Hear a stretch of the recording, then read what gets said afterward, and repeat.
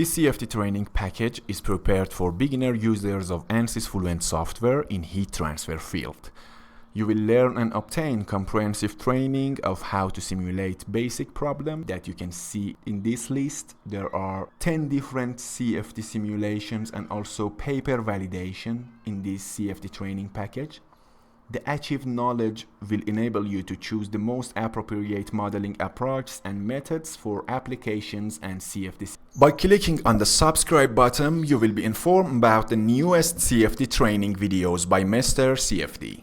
Or if you are watching the training video, click on the MR-CFD logo and subscribe. In this project, the heat transfer of an underfloor heating system in an enclosed space is simulated and analyzed.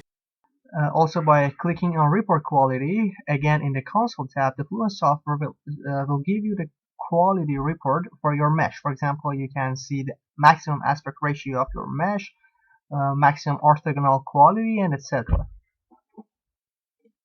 After clicking on the bottom wall and clicking on edit button, a new window will appear. In the appeared window under the thermal tab, you can see that the thermal condition of heat flux is defined, and the value of heat flux rate applied on this boundary is equal to 180 watt per meter squared. Now in this slide, you can see the velocity distribution inside our computational domain, and you can easily see the air exiting our domain through the outlet boundary. Finally, a summary of different settings and setup that we have used in our project is presented to you in the slide. In the second project, fluid heat exchange is simulated inside the radiator pipes, which is heated by a solar panel. And also you can see and change the properties of the copper material. Also, as we mentioned before, the thermal condition for the coupled shadow and coupled wall are coupled, and also the material type is copper. And also we can see the pressure drop, that is the difference between the inlet pressure and also the outlet pressure. The applied settings are recapitulated in the following tables as a review. In the third simulation, we model a solar chimney. The energy equation should be activated in this simulation. The roof surface is also a stationary wall with no slip. And finally, in the surface integrals section of the reports, we can extract all the required record from the reports from every surfaces, like outlet. For example, we can check the velocity outlet from the chimney, the temperature outlet or inlet, or every desired report we can obtain in this section. Finally, this table is a summary of the steps for defining the problem and its solution as a review. The project number 4 simulates the external flow of air passing through a flat plate in 5 different Reynolds number. Also, if you click on the thermal tab, you can see the temperature of the airflow entering the inlet boundary. Now, in order to extract another contour, all you have to do is to change the variable under the contours of section, as we have done it in this slide, and change the temperature variable to velocity. After that, just like the previous slide, we click on Save or Display button, and the software will show us this 2D contour. And now in this slide, it shows the velocity distribution on our computational domain. You can easily see the dynamic boundary layer thickness increasing as we go along the flat plate. Now in this diagram, which shows the heat transfer coefficients for different Reynolds numbers, there are 2 points we should pay attention to. First point is that the surface heat transfer coefficient drops drastically when the boundary layer is formed. And the second point is that the value of this heat transfer coefficient increases when we increase the Reynolds number or the velocity of the airflow passing over the flat plate. Finally, a summary of different settings and setup that we have used in our project is presented to you in the slide. The project number 5 investigates the fluid flow passing through a circular cross-section tube with a wavy tape inside it. A new window will appear showing you the domain extents of your geometry. Also, under the view length unit section, you can see the default geometry units, which is meter in this project.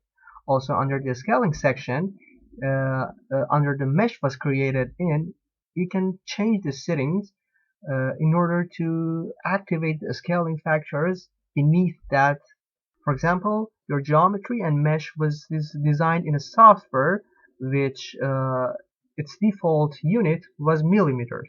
By activating these scaling factors, you can change this factor to your desired factors in order to set the length to the appropriate unit.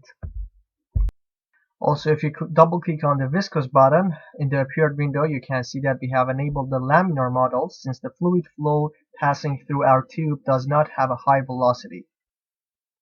Also, if you intend to add another material, all you have to do is to click on Fluent database and select another material from the available list of materials in the Fluent software. It should also be pointed out that polynomial functions and their coefficients are taken from these equations. For example, in the appeared window under the Momentum tab, you can see that the velocity magnitude defined for the water liquid to enter these boundaries, as you can see here. Now in this streamlined contour, you can easily see the wavy tape has the responsibility of mixing the flow in order to increase the heat transfer rate. Finally, a summary of different settings and setup that we have used in our project is presented to you in the slide. In the project number 6, the cooling of an IGBT heatsink is simulated.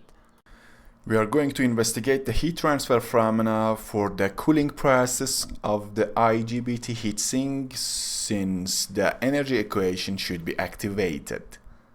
The wall aluminium that has been highlighted in this picture has the thermal condition of the convection. Also, the heat transfer coefficient is equal to 5 and free stream temperature is equal to 300 degrees of Kelvin as we mentioned before. Following this way, we can see that the surface Nusselt number on the wall between the aluminum and fluid zone is about 936. The applied settings are summarized in the following tables as a review. The 7th problem simulates the airflow around the outer body of swamp coolers as cross ventilation. The present model is three-dimensional and is drawn using Design Modeler software. This model consists of 3 air conditioners in the form of cubes with dimensions of 1 by 1 by 1 meters inside the space related to a wind catcher in the shape of a rectangular cube with dimensions of 11 by 3 by 3 meters. Now if you click on the inlet boundary, you can see that the type of this boundary is defined to be velocity inlet. By clicking on edit, a window will appear in which you can adjust the settings for this boundary. For example, in the appeared window under the Momentum tab in front of the velocity magnitude section, you can see the value of velocity for airflow entering this boundary. Now in the appeared window, the most important point we should pay attention to is the gauge pressure, which is defined to be equal to 0, which means that our airflow will exit our computational domain to the atmosphere. Now in this 2D contour, you can easily see the temperature changes in the vicinity of the coolers and how the coolers has caused the airflow to increase its temperature. Finally, a summary of different settings and setup that we have used in our project is presented to you in the slide. In the project number 8, the ventilation system of a ship's engine room is investigated. It should also be pointed out that the rest of the diesel motors have the same settings. For example, in this project, you can see that we have defined a area weighted average report on the field variable of temperature over the surface or boundary of the outlet. Now after defining the plane, we click on Contours button and accept the appeared window. On the low left side of the software, in front of the Location section, we select our defined plane, which in this slide, you can see that we have selected the plane 1. After that, in front of the Variable section, we again select the temperature and click on the Apply button so that the software will show us the 2D contour. Now using this method and defining different planes on different elevation, you can see the temperature at different elevation inside our computational domain. For example, in this slide, you can see how the temperature has a lower value near the inlet boundary, which means that the air has gained and increased its temperature in order to cool down the diesel and electric motors. Finally, a summary of different settings and setup that we have used in our project is presented to you in the slide. The project number 9 is concerned with the simulation of a spiral heat exchanger. Now under the thermal tab for this valve, you can see the thermal condition of heat flux is defined and the value for the heat flux rate applied on this boundary is equal to 0, which means that this valve is adiabatic. Also, if you double click on the second report, again you can see that an area weighted average is defined, but this time over the field variable of pressure over the surface of cold water outlet, which calculates the average pressure of the water flow exiting this boundary. Now in this slide you can better observe the temperature distribution in the cross section of our geometry. And in this slide here you can see the streamlines of two flow of hot and cold water have entered our computational domain.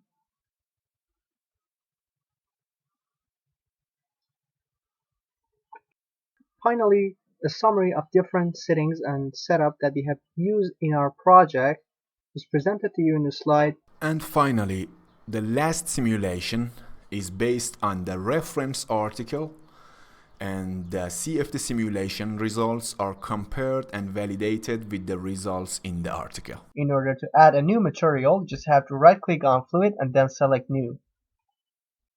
As you can see, after double clicking on the energy button, in the appeared box, we have enabled the energy equation since we want to account for the temperature changes in our computational domain.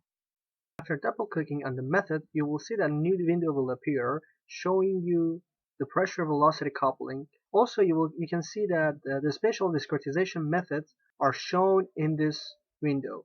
Also, you can change this discretization into other formats, like you can change them into first order advent and the other options available for each variable under their combo list. And for the simple pressure velocity coupling, the simple algorithm is kind of an iterative solver which uses a relationship between velocity and pressure corrections to enforce mass conservation and to obtain the pressure field.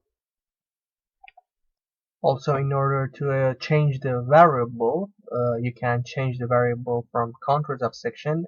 For example, in this slide, we have changed the variable from temperature to velocity, and that we are going to extract velocity contour on the outlet boundaries. And in this slide, you can see the velocity distribution on the outlet boundaries, and you can see how the velocity has changed after passing through those twisted tapes. As was mentioned in previous slides about validating the Nusselt number data for different Reynolds number, we can see that for a Reynolds number almost equal to 500, we have validated the Nusselt number, and you can see the value of error. Finally, a summary of different settings and setup that we have used in our project is presented to you in the slide. Obtain the mesh file and also the full training movie by purchasing this product. To benefit from MR-CFD services including simulation, consultation, and training, contact our experts via info@mrcfd.com.